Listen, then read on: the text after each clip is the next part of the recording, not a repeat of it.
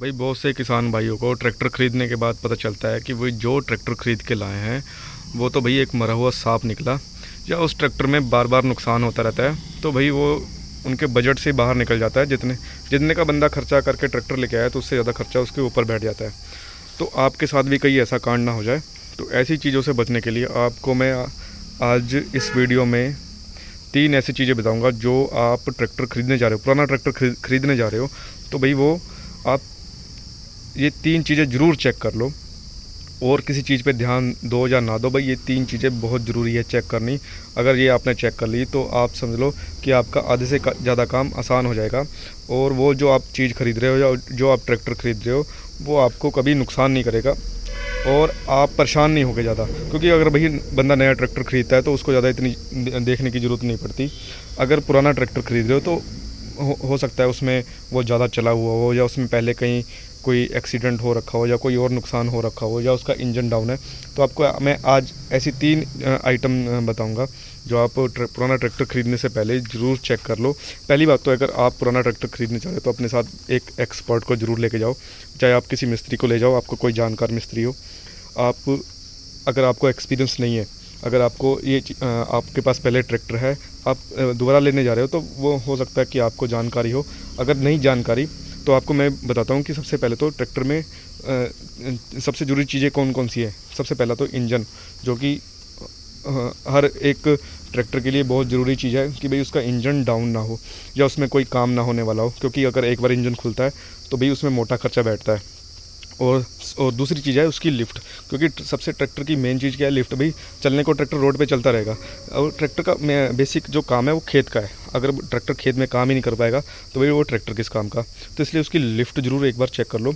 Lift को check करने का तरीका क्या है कि आप सबसे पहले लिफ्ट पे वेट डाल के देख लो। जैसे ट्रैक्टर में रोटावेटर डला हुआ है, इसका अच्छा खासा वेट होता है, तो आप एक बार ऐसी कोई भारी चीज़ उठा के देख लो। रोटावेटर है तो अच्छी बात है, और ऐसी भारी कोई चीज़ उठा के देख लो जिससे भी उसके लिफ्ट का पता चल जाए वो लिफ्ट काम करती है या नहीं।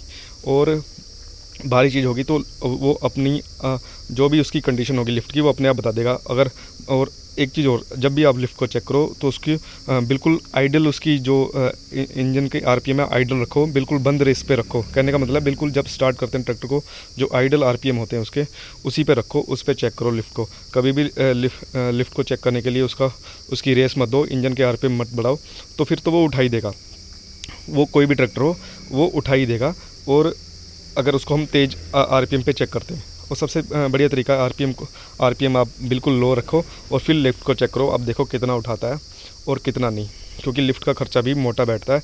और आपको बता दूं, अगर लिफ्ट आप रिपेयर भी करवाते हो तो कई बार लिफ्ट ऐसी तंग करती है कि वो रिपेयर होने के बाद भी सेट नहीं बैठती, आपको तंग करती रहेगी, आपका काम नहीं निकल पाएगा, आप परेशान हो जाओगे जो आप चीज़ खरीद के लेके आए हो। तो भैया लिफ्ट बहुत ज़रूरी है, लिफ्ट को एक बार चेक कर लो। और दूसरी चीज़ जो मैं आपको बता दूं कि बहुत से ट्रैक्टर का ये एक्सल वेल्डिंग किया हुआ डाल देते हैं। तो भाई वेल्डिंग किया हुआ एक्सल बिल्कुल मत लो।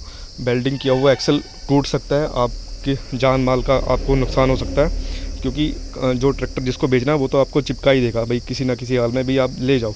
तो आप ये एक्सल का ज़रूर ध्यान रखना कि भाई एक्सल वेल्डिंग किया हुआ ना हो।